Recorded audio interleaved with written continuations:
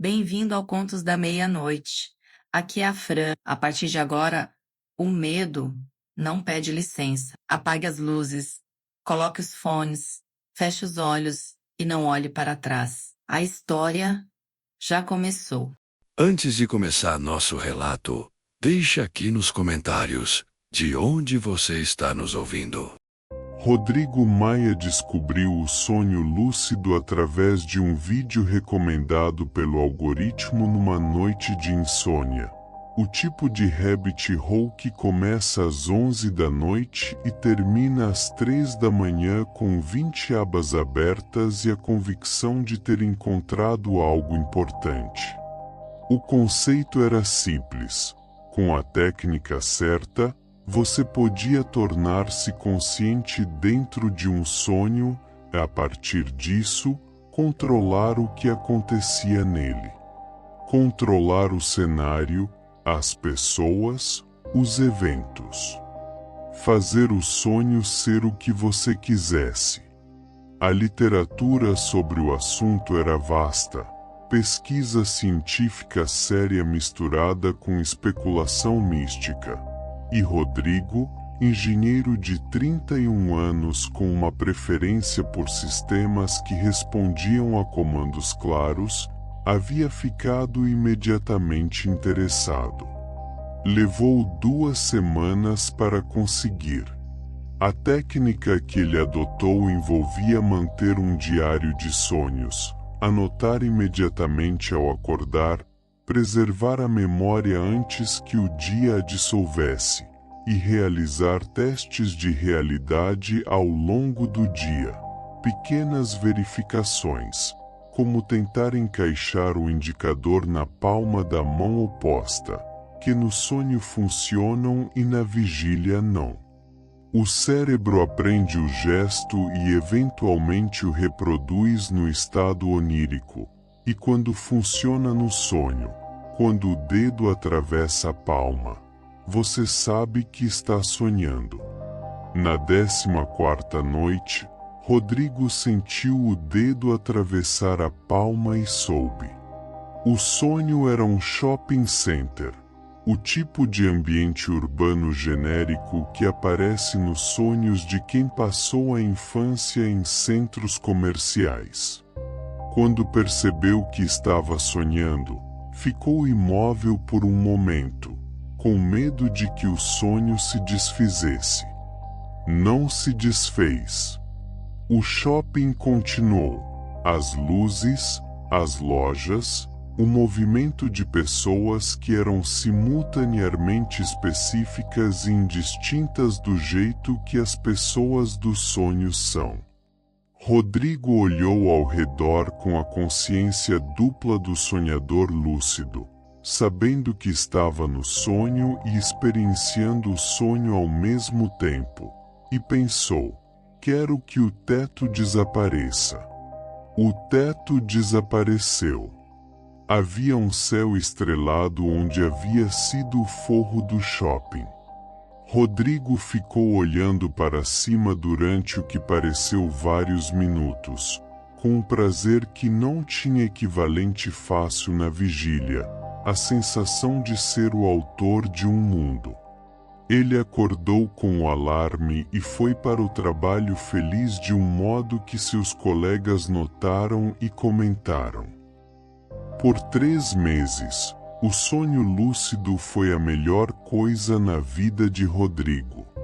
Ele passava os dias antecipando o que faria à noite, montanhas que havia visitado e recriava com mais detalhe do que a memória guardava, músicas que compunha no sonho e tentava transcrever ao acordar, conversas com pessoas que admirava construídas com a argamassa de tudo que havia lido e ouvido sobre elas. O sonho tornou-se um estúdio, um laboratório, um espaço completamente seu em que nada acontecia que ele não determinasse. O primeiro sinal de problema veio na forma de uma porta. Estava num sonho particularmente elaborado, uma cidade que havia construído ao longo de várias noites, adicionando ruas e bairros com a metodicidade de um urbanista, quando viu, numa viela que havia criado a semana anterior, uma porta que não havia colocado lá. Madeira escura, sem maçaneta, sem número, sem nada que a distinguisse exceto a certeza absoluta de que ela não deveria estar lá. Rodrigo tentou desmanchá-la. Pensou: a porta não existe. O gesto mental que havia aprendido a usar para modificar ou remover elementos. E a porta permaneceu. Ele tentou de novo. Ela permaneceu. Acordou sem entrar pela porta. Anotou no diário. Atribuiu a uma falha do estado lúcido. Havia momentos em que o controle era menos preciso, quando o sonho recuperava alguma autonomia. Era conhecido na literatura. Normal. A porta estava lá na noite seguinte. E na seguinte. E na seguinte. Na quinta noite, ele abriu a porta. Do outro lado havia um corredor que não combinava com nenhuma arquitetura que ele havia construído. Paredes de concreto bruto, iluminação de tubo fluorescente que cintilava com a irregularidade de algo que falha e se recupera. Um chão de cimento com rachaduras que seguiam padrões demasiado regulares para serem acidentais. O corredor era longo e terminava em outra porta. Rodrigo entrou. O corredor cheirava a ozônio e a algo que ele só conseguiu nomear depois. Era o cheiro específico de quando você entra num quarto que estava fechado há muito tempo. Ar velho. Ar que foi respirado e não renovado. Ele andou até a segunda porta, abriu e encontrou um cômodo quadrado com uma cadeira no centro. Na cadeira havia alguém sentado. Rodrigo não conseguia ver o rosto. A iluminação do tubo fluorescente cintilava justo com a frequência certa para tornar os detalhes difusos. Mas havia alguém, imóvel, na cadeira. Esperando. Com a postura de quem espera tempo suficiente para ter esquecido quando começou a esperar. Rodrigo tentou acordar. Esta era a saída de emergência que havia aprendido. Focar nos próprios olhos físicos, apertá-los deliberadamente, forçar o retorno à consciência. Não funcionou. Tentou de novo. Continuou no cômodo. Você demorou, disse a figura na cadeira. A voz era familiar de um jeito que Rodrigo não conseguiu imediatamente localizar, como quando uma música começa e você sabe que reconhece, mas o título não vem. Ele ficou na entrada do cômodo, a distância segura dos 2 metros que havia colocado entre si e a cadeira, e disse: "Quem é você?" Uma pergunta melhor, disse a figura, seria: "Faz quanto tempo estou aqui?" Rodrigo acordou abruptamente, não pelo método deliberado que havia tentado, mas como se o sonho o houvesse expelido. Era 4h22 da manhã. Ele estava sentado na cama, os pulmões funcionando como depois de esforço físico. O quarto estava escuro e correto, as coisas nos lugares certos, a luz do celular no criado mudo, o ventilador girando. Ele não voltou a dormir naquela noite. A literatura sobre sonho lúcido tinha um nome para o que havia acontecido: intrusão. Mas as referências eram escassas e contraditórias. Alguns pesquisadores descreviam como produto do inconsciente, conteúdo que o cérebro gerava autonomamente e inseria no sonho controlado como forma de processamento psicológico. Outros, os da faixa especulativa que Rodrigo havia sempre descartado, descreviam como outra coisa. Descreviam como contato. Ele encontrou, num fórum de praticantes, um usuário que descrevia uma experiência similar com uma precisão que o desconfortou. A porta inesperada. O corredor. A figura na cadeira. A frase sobre "faz quanto tempo estou aqui?". O usuário havia postado uma sequência de mensagens durante 2 meses, cada vez mais detalhadas, cada vez mais assustadas, e depois havia parado de postar abruptamente. Rodrigo enviou mensagem privada. Não obteve resposta. Procurou o nome de usuário em outras plataformas. Não encontrou.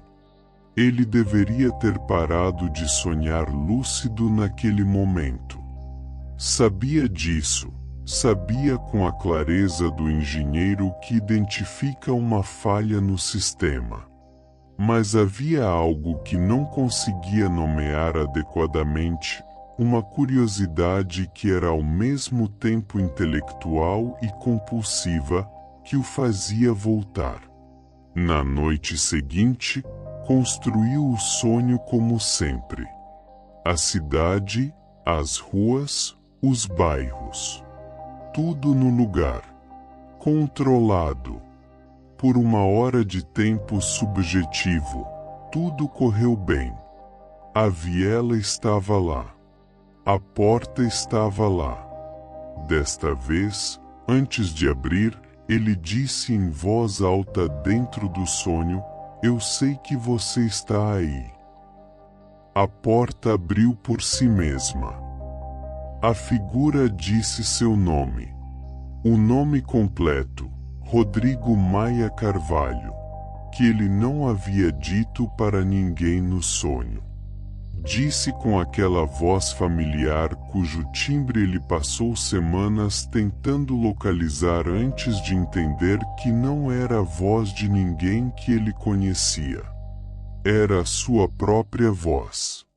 Levemente diferente, mais grave, com uma inflexão que a sua não tinha, mas a sua. "O que você quer?", disse Rodrigo. "Trocar", disse a figura. "É sempre uma troca." "Trocar o quê?" "Lugares." O fluorescente cintilou. "Você aprendeu a entrar. Agora eu preciso aprender a sair." Rodrigo acordou. Eram 5 da manhã. Acordou bem, descansado, a cabeça clara, o tipo de despertar que vem depois de uma boa noite de sono. Foi ao banheiro, olhou para o espelho, escovou os dentes. Passou o dia bem. Trabalhou, almoçou, respondeu e-mails, foi à academia, jantou em casa. Nada de errado. Nada diferente. Às 10 da noite, estava sentado na cadeira da escrivaninha lendo quando percebeu, com um atraso que durou um segundo inteiro e depois expandiu para algo muito maior, que havia feito o teste de realidade de manhã, o dedo contra a palma, e não havia prestado atenção ao resultado. Ele fez o teste agora. Indicador da mão direita contra a palma da esquerda. O dedo atravessou a palma. Rodrigo Maia ficou sentado na cadeira, olhando para a própria mão, e entendeu, com a clareza do engenheiro que finalmente encontra onde a falha estava, que havia acordado. Que havia definitivamente acordado. Que estava definitivamente acordado. Que a troca havia sido feita enquanto ele dormia. E que agora era tarde demais para desfazê-la.